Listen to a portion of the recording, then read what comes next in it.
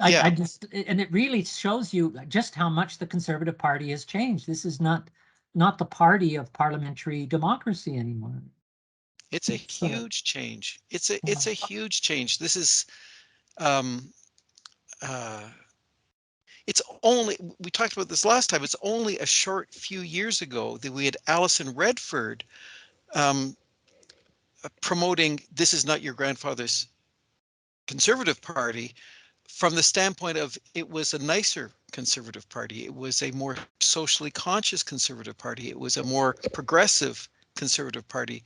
And that, which I would, which was really, really interesting and became the product of much discussion about the future of the left. That dynamic has gone.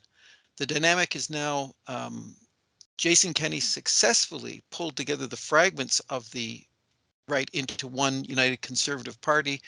Um, its dynamic is now once a much more right-wing dynamic than was articulated in the Redford years.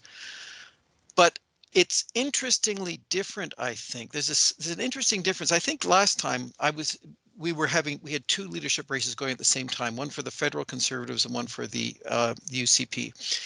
The Poilievre leadership race had a very particular and striking dynamic, which was one of big Trump-style rallies, galvanizing on the basis of an extremely narrow, very uh, kind of shockingly reactionary platform.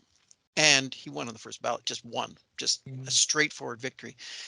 The even though much of there is a chunk of his support that comes from Alberta, we haven't seen quite the same kind of sort of right-wing social movementism around Danielle Smith. There is a little bit of it, but it's not quite the same.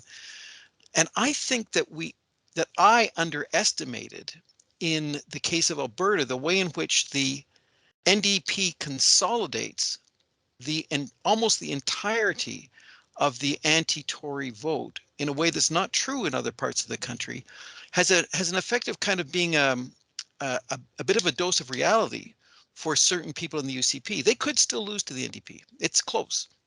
Um, if there was a big Liberal Party in provincial politics in Alberta, that wouldn't be the case. If the vote was split as it typically is between NDP and Liberals, then the UCP would be in office forever, and they could be as Pierre Poilievreist as they like. They can't really do that. I mean, I looked at the breakdown for party support as it stands now for the province. Edmonton is 100% NDP.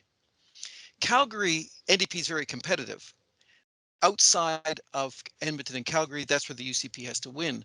But there is no other city in Canada, I don't think, that's as solidly NDP as Edmonton is in Alberta. That changes dynamics a bit in terms of the party, in terms of the way in which this is playing out. I mean, that's just some speculation on my part. I'm not entirely sure about that. We'll have to see the way the leadership race goes in the subsequent election, but it's fascinating. It's a fascinating province to be studying.